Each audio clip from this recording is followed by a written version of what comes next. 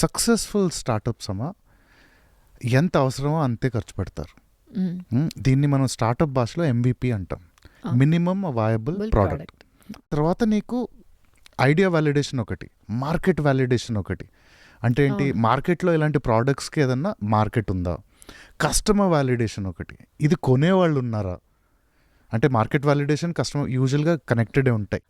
Investment రాగానే ఎక్కడి నుంచి అయినా సరే, అది స్టార్టింగ్ మన మనీ అయినా సరే, లేదంటే ఎస్పెషల్లీ వేరే దగ్గర నుంచి ఇన్వెస్ట్మెంట్ రాగానే ఫస్ట్ ఒక లగ్జూరియస్ ఆఫీస్ స్పేస్, చెప్పాను కదా, ఒక షో ఆఫ్, దాని మీద ఇన్వెస్ట్ చేస్తున్నారు. ట్యాగ్ మర్చిపోయారు, tag, colourful tag, business cards, branded T shirts, logo, merchandise, వీటి మీద కాన్సన్ట్రేషన్ పెడుతున్నారు. కానీ ఆ quality of product or service దాని మీద ఫోకస్ లేకనే most of the business are going.